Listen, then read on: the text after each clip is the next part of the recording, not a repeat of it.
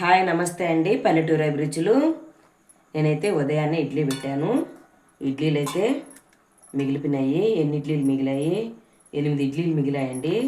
మా వారైతే వేయించు తిందామన్నాడు. అందువల్ల ఇప్పుడు వీటిని అయితే వేయించుతున్నాను. ఉల్లిపాయ అయితే ఒకటి తీసుకున్నాను. దీన్ని కట్ చేసుకుంటున్నాను.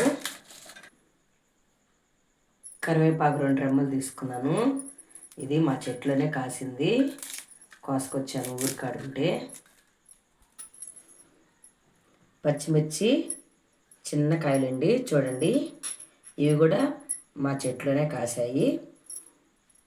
ఇవి అంత ఎక్కువ కారం ఉండదు. వీటిని ఇప్పుడు కట్ చేసుకున్నాము.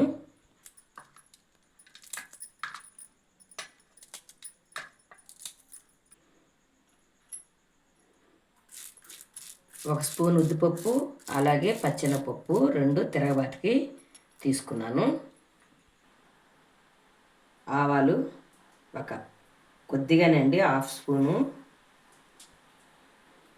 జీలకర్ర కొద్దిగా. ఇప్పుడు ఇడ్లీలు ఉన్నాయి కదా, ఇవి చిన్న చిన్న పులుకులుగా తీసుకుందాము. చాలా బాగుంటుందండి ఇది.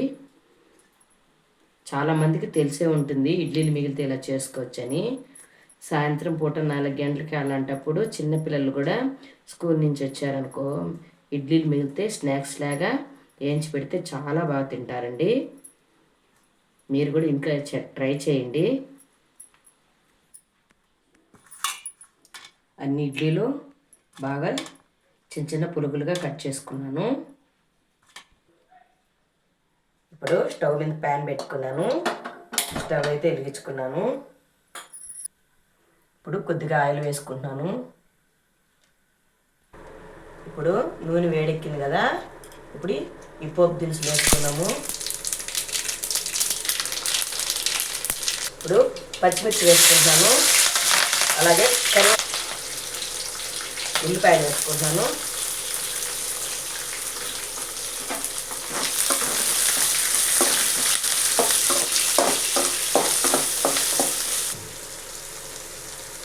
ఇడ్లీలో ఉప్పు ఉంటుంది, కొద్దిగా ఈ ఉల్లిపాయలు వేగడానికి కొద్దిగా సాల్ట్ వేసుకున్నాను.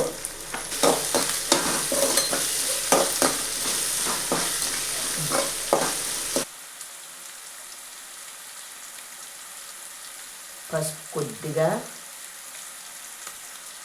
పచ్చిమిర్చి వేసాం కదా, కారం కొద్దిగా కలర్ ఉండడానికి. బాగా ఫ్రై చేసుకోవాలా. ఇప్పుడు ఇడ్లీలు వేసుకున్నాము.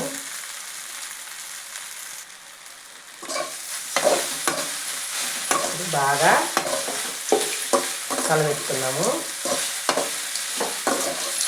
చాలా బాగుంటుంది ఇది.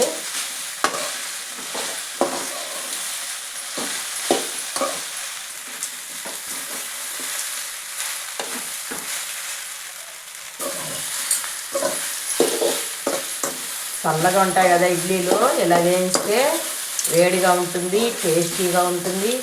చూడండి, కలర్ఫుల్గా ఉంది, చాలా బాగుంటుంది ఇది. ఫ్రై అయిపోయింది బాగా.